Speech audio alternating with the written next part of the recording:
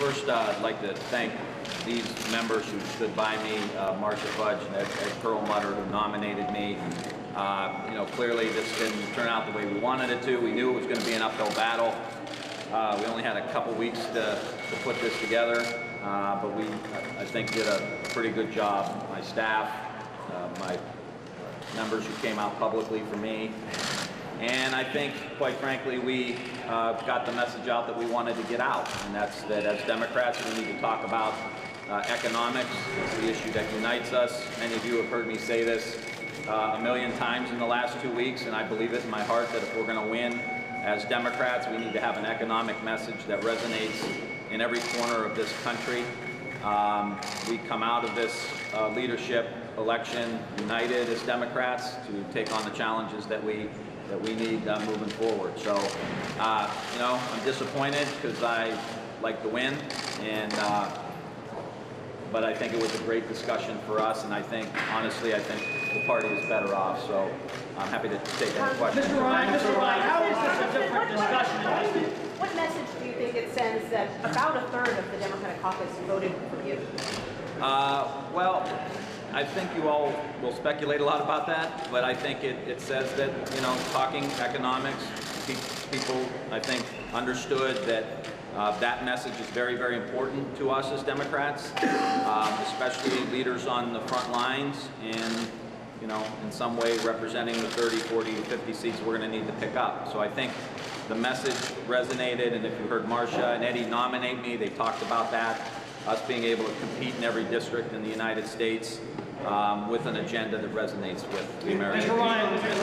Stan. Did you give any reason on why you didn't get enough votes, why people voted against you?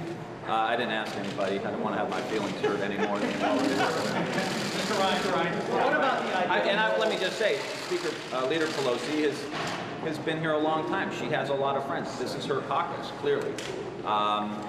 But we had an opinion, and we wanted to make sure people heard it. Mr. Ryan, do you think the message is getting through to the leadership? You talked about a coastal party in a sense.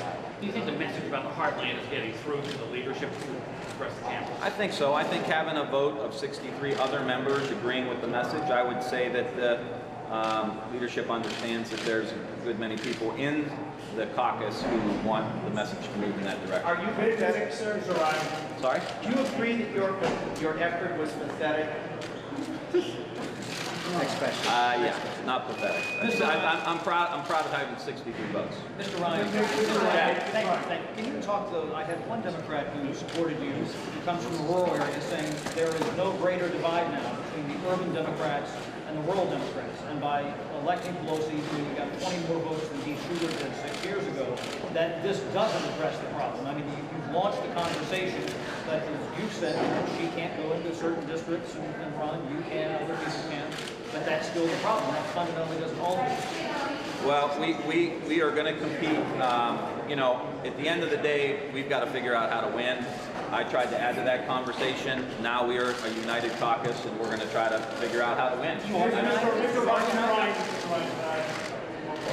Before Tim continues, let me just say this, because I'm hearing the tone of this, and I really don't think it's very fair. We did not lose today. Today we won. We may not have won the position, but we won a caucus. We have now a leadership that listens to what we are saying. We have now a leadership that wants to be more inclusive and include more people from this caucus. We have now a leadership that wants to hear what we have to say, what we think went wrong, how we fix it. He didn't lose today. Today we made a caucus more responsible to its members. And so for that I congratulate him. 1/3 of the members of this caucus had the courage to come out and say we needed a change. And I congratulate all of them. And for those who voted for our leader, I think that's great. I think she's a wonderful leader. But what I do know is when I go home, people are going to ask me, what did you do to make this better? Doing nothing doesn't make it better. But today, we won because they hear us. Mr. Ryan, how much do you personally have the confidence that Nancy Pelosi could bring this party back to the majority? Yes. You do. Why do you have confidence? Because we're going to work our butts off to make that happen. And it's not just Leader Pelosi. It's a team, and I think part of this campaign was to help energize a lot of people that want to get out there and contribute. And I think I know walking out of that room today that we have a more energized caucus than we've had. We obviously have people who have a lot of courage to step up and to say to the leadership what Marcia just said and how important that is. So I think our prospects have improved just because of this conversation. As I said from the very beginning, you know, we're a family. And sometimes families have to have tough conversations. You can go back to the first couple interviews I did, and nobody wants to have them. We try to delay those conversations. We try to ignore them for days, weeks, months, and years sometimes. But every single time you have that conversation, that tough talk, you come out of there stronger. And whether it's a personal relationship or in a family event like this, and I think we come out of here stronger than we went in. Who is the future of the Democratic Party? Well, I haven't thought about that, Casey. Is it Nancy Pelosi? Well, you know, yeah, I mean, to some extent, this is our leader. This is who our caucus chose, and we're going to support him. What is the problem that Democrats have in a nutshell? I mean, who's going to lead the party for the next 4 years? We're all going to participate in leading the party. I think now's the time when everybody's got to step up, which again was part of why I wanted to do it. You see this crew here, a lot of young members stepped up, went public, which is unheard of in a political caucus like this for young people to stand up. So we got a lot of people that are ready to participate. I'll take one more question. How do you connect with white working class voters who voted for Donald Trump if your leadership is in San Francisco and New York? Well, we're going to have to figure that out. That's going to be part of what we got to figure out. And obviously that was my case that I made.